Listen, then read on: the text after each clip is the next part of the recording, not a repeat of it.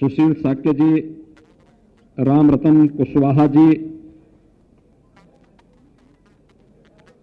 Vikramaditya Maurya ji, Anil Maurya ji, Vikram Saini ji, doctor Kamlesh Saini ji,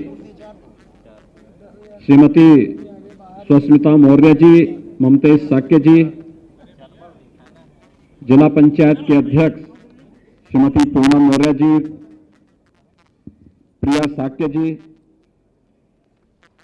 आज के इस कार्यक्रम में उपस्थित भारतीय जनता पार्टी के प्रदेश महामंत्री श्री अमरपाल मौर्य जी,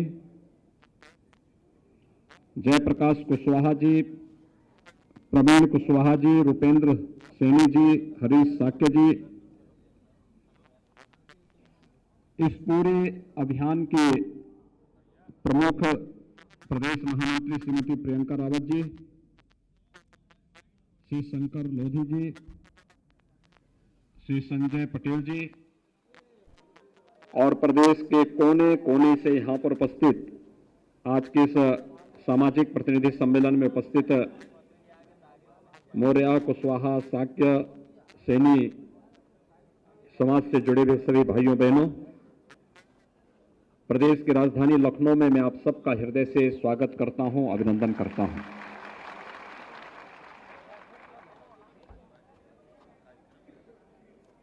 सामाजिक जागरूकता जब भी किसी समाज में आती है और वह अपने समाज के विकास के साथ साथ राष्ट्र की चिंता करते हुए आगे बढ़ता है तो वह प्रगति करता है। लेकिन जब भी व्यक्तिगत स्वार्थ के लिए कोई व्यक्ति समाज का दोहन करता है तो भले व्यक्ति कितना भी उससे लाभ क्यों न ले ले, समाज कभी उन्नति के शिखर तक नहीं पहुंच सकता। कुछ चीजें हैं जो इतिहास हमें सीखने के लिए और सोचने के लिए मजबूर करता है। भाइयों बहनों, आप में से बहुत सारे लोग होंगे जिन्होंने वो दृश्य देखा होगा जब अफगानिस्तान के बामियान में महात्मा बुद्ध की 2500 वर्ष पुरानी मूर्तियों को तालिबान ने तोप लगा करके तोड़ा था।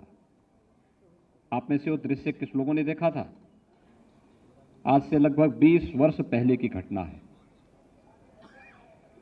और तालिबान की उस क्रूरता को दुनिया ने भी देखा था। बुद्ध ने दुनिया पे कभी युद्ध नहीं थोपा। शांति, मैत्री और करुणा की बात जब भी दुनिया के अंदर होगी तो भगवान महात्मा बुद्ध सदैव पूरी मानवता के लिए प्रेरणा और श्रद्धा के केंद्र बिंदु बने रहेंगे। लेकिन शांति, मैत्री और करुणा के इस महामानव को, उनकी मूर्तियों को तालिबान ने कैसे तोड़ा था, यह दृश्य भारतवासियों को कभी भी विस्मृत नहीं करना चाहिए और दुनिया में शांति और सौहार्द के पक्षधर किसी भी व्यक्ति को कभी नहीं भूलना चाहिए। क्योंकि बुद्ध ने तो करुणा की बात की, मैत्री की बात की, शांति की बात की। बुद्ध की प्रतिमा को तोड़ने का मतलब शांति को तोड़ना, भंग करना, दुनिया के अंदर आपसी सौहार्द को नष्ट करना। और हम लोगों ने तब भी, मैंने 1999 में इस बात को कहा था, कि इन्होंने महात्मा बुद्ध को, इसके माध्यम से भारत की आत्मा को ठेस पहुंचाने का कार्य किया था। एक दिन इनकी बड़ी दुर्गति होगी जिन्होंने महात्मा बुद्ध की मूर्ति को तोड़ा है। और भाइयों बहनों, आपने देखा होगा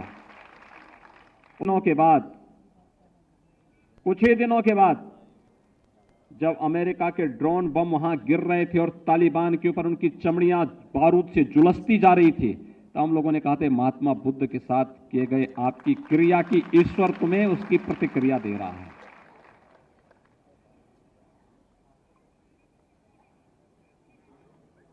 आप मुझे बताइए, भारत का राष्ट्रीय चिन्ह क्या है?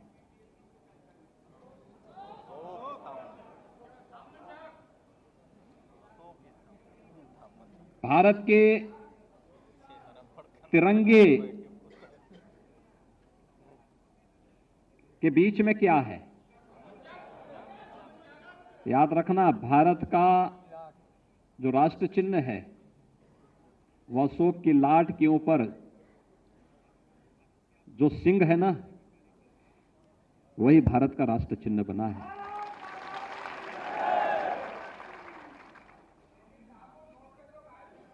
और भारत के आन मान और शान के प्रतीक तिरंगा में बीच में जो मणि है वह धर्म चक्र है। धर्म चक्र प्रवर्तनाय की प्रेरणा। ये दोनों की प्रेरणा कौन देता है? अशोक। भारत का स्वर्ण युग कौन सा था? चंद्रगुप्त मौर्य का था। भारत की सीमाएं कहां से कहां तक फैली थी मालूम है? आज जो पाकिस्तान है, बांग्लादेश है